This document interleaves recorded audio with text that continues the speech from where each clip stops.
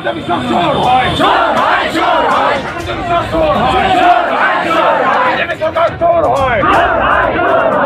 सरकार चोर है EVM amang na lagi EVM amang na lagi EVM atau देश बचाओ EVM atau देश बचाओ EVM atau देश बचाओ Koruptor जिंदाबाद Koruptor जिंदाबाद गासैबो मेम्बारफोरखौ भटार्स पार्टी इन्टारनेशनेलनिफ्राय जोबोद हामलायना थाबाय जोंनि उद्देश्यआ माने दा फैगौ गोदान बोसोरनि थाखाय गासैबो आसामनि रायजोफोरा सुखि शान्तियै थाथों आरो थांनाय जितु माने ख्रिस्टमास थांबाय बेयावबो ख्रिस्टमासनि जेनाव ख्रिस्टानफोरनि जितु माने फोरबो बे फोरबोआव जाहाथे मोजाङैनो थांबाय बेखौ जों साबायखर हरबाय भटार्स पार्टी इन्टारनेशनेलनिफ्राय आरो दा जोंनि टारगेटआ दङमोन जोंनि धरनाया दङमोन टिसि पइन्टआव दा टिसि पइन्टआव ओरैबायदि पुलिस प्रशासना टिसि पइन्टआव आन्दलन खालामनो होआ दा जों बुजिना मोनो भटार्स पार्टी इन्टारनेशनेला सरकारनि बुस्थु माने रायजोनि बुस्थु सरकार माने रायज माने सरकार बे हिसाबै जों आन्दलन शान्ति हिसाबै आन्दलन खालामनो फैदोंमोन खिन्थु पुलिस प्रशासना जोंखौ अशान्ति बानायनानै जोंखौ ससल' लाबोबाय आरो ससल' जोङो आन्दलन खालामगासिनो दङ आरो खालामबाय थागोन आरो दिनै बे जुगेदि जों मेमरेन्डाम माने साबमिट खालामगोन इलेक्शन कमिशनार अफ इन्डिया आरो गभर्नर आरो मुख्यमन्त्री बे हिसाबै जोङो मेमरेन्डाम प्रस्तुत खालामना दोनखादों आरो अनागत दिनाव जितियाলৈকে इभिएमनि सायाव जितु इभिएमखौ सिखावनानै जों बुजिना मोन्दों बा रायजोफोराबो बुजिदों भटार्सफोराबो बुजिदों दा इभिएमखौ जोंनो नाङा इभिएमआ गाज्रि बुस्थु होननानै जिहेतु जों बुजिना मोन्दों बेखौ जोङो ब्रह्मपुत्र भासायनो फैदोंमोन 2022नि लास्ट हिसाबै खिन्थु बिथांमोना जोंखौ भासायनायनि सुबिदाखौ होआखै थेवब्लाबो जोङो बेखौ ससल' खावना गालांगोन गाज्रि बुस्थुखौ EVM मेसिननि सायाव नोंथांमोना मानो धरना खालामनो गोनां जादों EVM मेसिनाव जोंनिनो जल जोंनिनो पद लखिमपुराव सासे जोंनि केन्डिडेट दङमोन बिथांनि सेन्टाराव भटार्स पार्टी इन्टारनेशनेलनि 500 जन मेम्बार्स दङ आरो खिन्थु 500 जन मेम्बार्सनि बाथ्राखौ जों बाद दोनो जितु केन्डिडेट बे केन्डिडेटनि भटआनो बेयाव जिर' फैदों होमबा जोङो EVM मेसिनखौ जों जेब्लाबो गनायनो हाया बेयाव फेक दङ आरो फेक खालामनो हायो होननानै माखासे मिडियायाव जों मोनगासिनो दङ आरो साइन्टिस्टफोराबो बुंगासिनो दङ जे EVM मेसिनाव फेक खालामनो हायो हेक खालामनो हायो बे हिसाबै EVM मेसिनखौ उन समाव बन्द खालामोब्ला नोंथांमोना मा राहा लागोन जोङो आन्दलन खालामग्रा जोङो भटार्स पार्टीया आन्दलन खालामग्रा जों स्टार्टिं खालामदों बिसोरबो EVM मेसिन स्टार्टिं खालामदों जों बन्द खालामनायनि कारणे आन्दलन स्टार्टिं खालामदों बे बन्द जागोन मोनसे समाव जेब्लासिमहालागै बन्द जाया अब्लासिमहालागै जोङो आन्दलन खालामगासिनो थागोन MP इलेक्शना खाथिसिम सफैबाय बे बिथिङाव MP इलेक्शनाथ' सिदा सिदि जोङो दा क'क्राझारा जोंनि मेन माने पइन्टआव दङ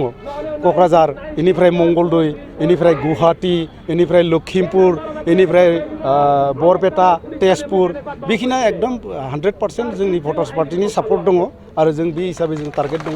100% हिसाबै जों केन्डिडेट होगोन थेवब्लाबो जोंनि 6टा समष्टिया जोंनि मेन टारगेट थागोन आरोखि जों नुनाय मथे दा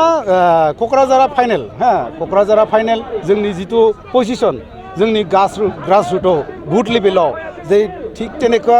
गुवाहाटी मंगलदै आरो तेजपुर आरो लखिमपुर जाय समाव क'क्राझारा नोंथांमोना मोनखाना दङ होनदों बेवहाय नबकुमार सर'ना बिथाङा अलरेडि खननै देरहाबाय नबकुमार सर'नाया सासे सेलसो आरो बे सेल बै इलेक्शननि सिगाङाव मा बुंदोंमोन रायजोफोरनो मा प्रतिश्रुति होदोंमोन अना बर' गावफोरखौ बिटिआरनि बा बिटिसिनिफ्राय दानख'गोन दासिमबो हाबाय नामा 10 बोसोर बैसो जाबाय नबकुमार सर'नाया 10 बोसोर बैसो जाबाय एमपिनि बैसोआ 10 गामि बे बिटिआरनिफ्राय माने बोख्लायनो हादों नामा आलादाथ' खालामनो हायाखै होमबा खुरांजों बुंनाय नेताफोरखौ रायजोफोरा बुजिना मोनबाय दा रायजोफोरा जातिनि नामाव आन्दलन खालामलिया बेफोरो भुवा रायजोफोरा बुजिना मोन्दों भटार्सफोरा बुजिना मोन्दों बे हिसाबै जोङो बुजिना मोन्दों जे नबकुमार सर'नाखौ एबार रायजोआ बयकट खालामगोन बेवहाय आरो गोख्रोङै दङ इउपिपिएल दङ आरो बिपिएफ दङ बिथांमोनाबो बोसोरफ्रोमबो गेलेबोगासिनो गोख्रों इउपिपिएफ बिपिएलआ जादों माने बिजेपिनि मोनसे एजेन्ट दा बिजेपिया माने रिमभखौ जुदि बुङोब्ला नोंसोर गेलेनाङा होननानै जुदि रिमभखौ दाबायना दोनोब्ला इउपिपिएल बिपिएफ धंस बिसोरो जादों बिजेपिनि अक्सिजेन लानानै सोलिग्रा दल जों भटार्स पार्टिया कुनु अक्सिजेन लानानै सोलिग्रा दल नङा जोङो रायजोनि दल आरो जोङो रावनिबो आथिङाव हमग्रा दल नङा बिपिएफ बायदि आथिङाव हमा जोङो इउपिपिएल बायदि कुनु नेतानि आथिङाव हमा जोङो डाइरेक्टलि गोदनाव हमग्रासो पार्टी भटार्स पार्टिया नेतानि गोदनाव हमग्रासो पार्टी बेनिखायनो जोंना फाइनाल जोङो क'क्राझाराव सिट मोनसे ओंखारगोन बिजेपिनाव दङ 20 बोसोरनि उनाव जितु जोंनि आबौ आबै जोनोम जागोन बे हिस्टरिकेल हिसाबै मोनसे जोंनो कुइसन खालामगोन जे आबौ जे नोंसोरनि जेनेरेसननि समायाव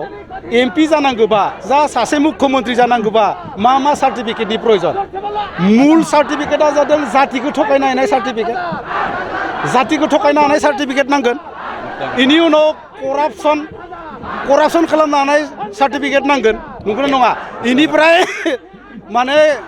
मार्डारार सार्टिफिकेट मार्डारार दाथ' अलरेडि क'क्राझारनि एमपिआ मार्डारारसो नंगौना नङा अलरेडि मार्डार खालामना फैनाय बे मार्डारार सार्टिफिकेटखौ नांथारगोन 100% बे हिसाबै माने जातिखौ थगायनो हानाय सार्टिफिकेट गरिबखौ थगायनो हानाय सार्टिफिकेट बेफोर सार्टिफिकेट थाथारनांगोन होननानै जों बुंनो हागोन आरोखि मोनसे जों बुंनांगोन ভোটিং ৰাইট যিটো ভোটিং ৰাইটৰ শুধৰণিৰ কাৰণে আজি election commission of India chief election কমিশ্যনৰলৈকে ৰাষ্ট্ৰপতিলৈকে আৰু মুখ্যমন্ত্ৰীলৈকে আমি পত্ৰ প্ৰেৰণ কৰিবৰ কাৰণে আমি আজি প্ৰগ্ৰাম লৈছিলোঁ আজি বহুত দূৰ দূৰৰ পৰা মানুহ আজি সহযোগ কৰিছে ইয়াৰ লোকেল মানুহবিলাক সহযোগ কৰিছে কিন্তু এইখিনিতে এটা কথা কওঁ আমি হিমন্ত বিশ্ব শৰ্মাৰ কথাৰ উঠা বহা মানুহ নহয় আমি ভোটাৰ্ছ পাৰ্টিয়ে এটা কথা স্পষ্টকৈ জানো যে আমাৰ দিমাগ আছে আমাৰ কলম আছে আমাৰ দিমাগ আৰু কলমৰ জৰিয়তে আমি সমাজ আৰু ৰাজনীতি সুধাৰৰ কাৰণে কাম কৰোঁ কিন্তু এওঁলোকে আমাক আজি বিশৃংখল ঘটাই পেলাই আমাৰ প্ৰগ্ৰামটো নহওক বুলি য'তে ত'তে আমাৰ মানুহক বন্দী কৰি পেলাই বন্দী কৰি ৰাখি যেনেকুৱা এটা ব্যৱস্থা কৰিবলৈ গৈছিলে কিন্তু আমাৰ মানুহবিলাক চালাক হৈছে আজিকালি আৰু চালাক হৈছে য'তে ত'তে প্ৰতিবাদ যেতিয়া কৰিবলৈ আৰম্ভ কৰিলে আমাক ইয়ালৈ লৈ আহিল চচলৈ লৈ আহিল দ্বিতীয় কথাটো হৈছে মই CM মহোদয়ক এটা কথা ক'ব বিচাৰোঁ আজি মোৰ পৰা পাৰ্মিশ্যন বিচাৰিছে এজন পুলিচ অফিচাৰে আৰে কোন হয় মই খিলঞ্জীয়া মানুহ হয় খিলঞ্জীয়া মানুহৰ ৰাজনৈতিক দপদপনি থাকিব সামাজিক দপদপনি থাকিব আৰ্থিক দপদপনি থাকিব বনিয়াৰ হাতত গতাই দি পেলাই আমাতকৈ জ্যেষ্ঠবিলাকে যিসকলে অফিচাৰগিৰি কৰি পেলাই দেশখন চলাই আছে সমাজখন চলাই আছে আমাৰ গোটেইখিনি সামাজিক দপদপনি ৰাজনৈতিক দপদপনি আৰু আৰ্থিক দপদপনি বনিয়াৰ হাতত গতাই দি পেলাই আজি পাৰ্মিশ্যন খুজিছে আজি মোৰ লাজ লাগিছে গতিকে অনাগত দিনত কৈছোঁ আমি চৰকাৰৰ পৰা কোনোদিনাখন পাৰ্মিশ্যন নলওঁ যে ভোটাৰ্ছ পাৰ্টিয়ে পৰাহে ভোটাৰৰ পৰাহে এওঁলোকে পাৰ্মিশ্যন লৈ গাড়ীত বহিছে গতিকে এওঁলোকক এটা সকীয়াই দিছোঁ আজি আমি যিটো পত্ৰ প্ৰেৰণ কৰিম সেই পত্ৰ যদি এওঁলোকে গ্ৰাহ্য নকৰে তেনেহ'লে অনাগত দিনত ইয়াতকৈ ভয়ানক আন্দোলন হ'ব আৰু গুৱাহাটী স্তব্ধ কৰি দিয়া হ'ব অসম স্তব্ধ কৰি দিয়া হ'ব এই সকিয়নি দিয়া হৈছে আজিৰ আপোনালোকৰ মূল দাবী হৈছে EVMৰ বিৰুদ্ধে EVMক আমি আজি ব্ৰহ্মপুত্ৰত পেলাই দিম বুলি আহিছোঁ EVM মেচিনটো ব্ৰহ্মপুত্ৰত পেলাই দিম প্ৰতীকীভাৱে আমি পেলাই দিম কিন্তু ব্ৰহ্মপুত্ৰৰ পৰা আমাক বহুত দূৰলৈ আহিলে গতিকে ইয়াত জুই জ্বলাই পেলাই EVM আমি পুৰি দিম EVMৰ কিয় বিৰোধিতা কৰিছে আপোনালোকে EVM চাওক আজি বিজ্ঞানৰ যুগ বিজ্ঞান বহুত দূৰ আগুৱাই গ'ল হেল্ল' বুলি ক'লে যদি আমেৰিকাৰ মানুহৰ লগত কথা পাতিব পাৰে এটা চেণ্টাৰৰ পৰা যদি আপোনাৰ মোবাইলৰ বেলেঞ্চটো কমাব পাৰে বঢ়াব পাৰে তেনেহ'লে EVM মেচিনত থকা চিপটোৰে আৰু এওঁলোকৰ ভোটটো কমোৱা নমোৱা কৰিব পাৰে তাৰ স্পষ্ট উদাহৰণ আছে আমাৰ ভোটাৰ্ছ পাৰ্টিৰ এজন আমাৰ কেণ্ডিডেট নিজৰ যিটো চেণ্টাৰত 0 পাইছিলে শূন্য পাইছিলে আৰু এই চৰকাৰৰ যিটো স্বেচ্ছাচাৰিতাৰ যিটো নমুনা যিটো বডি লেংগুৱেজ এইটোৱেই কয় এওঁলোকে ভোটেৰে জয়ী হোৱা নাই EVMৰে জয়ী হৈছে আৰু নিজৰ ইচ্ছামতে কাম কৰে গতিকে সেই যিটো হিটলাৰী শাসন যন্ত্ৰ এওঁলোকে কৰিছে তাক খতম কৰাৰ এটাই অস্ত্ৰ আছে ভোটাৰ্ছ পাৰ্টি আমি সকলোকে আহ্বান জনাইছোঁ নেতা পাৰ্টি বাদ দিয়া ভোটাৰ্ছ পাৰ্টিত যোগ দিয়া যদি EVM মেচিন বন্ধ নকৰে তেতিয়ালৈকে আপোনালোকে কি আমাৰ আন্দোলন চলি থাকিব এদিন যদি আৰম্ভ হৈছে এদিন বন্ধও হ'ব এইটো আমি জানো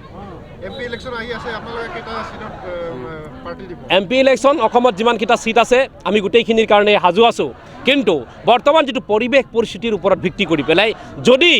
আমি অপশ্যন পাওঁ তেনেহ'লে কেইটামান সমষ্টি আমি ৰাখিম যদি অপশ্যন নাপাওঁ তেনেহ'লে প্ৰত্যেকটো জেগাত খেলা হ'ব আৰু মজবুতিত খেলা হ'ব